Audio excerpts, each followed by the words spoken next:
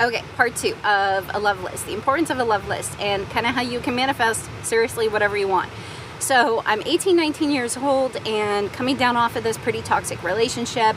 Everybody around me is like dating and kind of messing around and, you know, just doing whatever, and none of that really ever even resonated with me. Like, I was like, I don't want to do parties, I don't want to do random hookups. Like, that's just not the kind of person I am.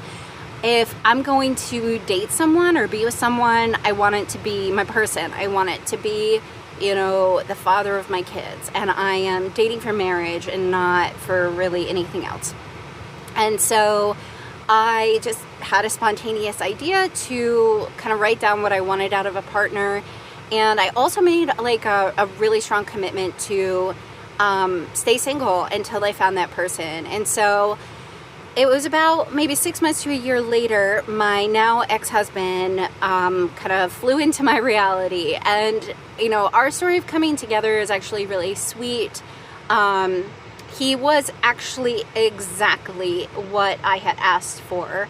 But I was only 20 years old when we started dating, and I really didn't know myself all of that well. And so essentially what I had said in the last video was, what I had asked for was someone who would be a good dad and someone who would be faithful, who would be a good husband. And for nearly 20 years, he was that for me. He was faithful, he was kind, he was in a lot of ways what almost everybody would dream of a perfect husband to be, which is ultimately why it was really challenging to leave the relationship. But as I got to know myself better over time, and this is the importance of making a comprehensive love list and getting to know yourself really well, and sort of not gaslighting yourself out of wanting certain things. And this is what my spiritual teachers teach, is that, like, if you don't know yourself or you don't know what you want, then you're going to end up manifesting something that's like half-assed, something that's not completely wholly you.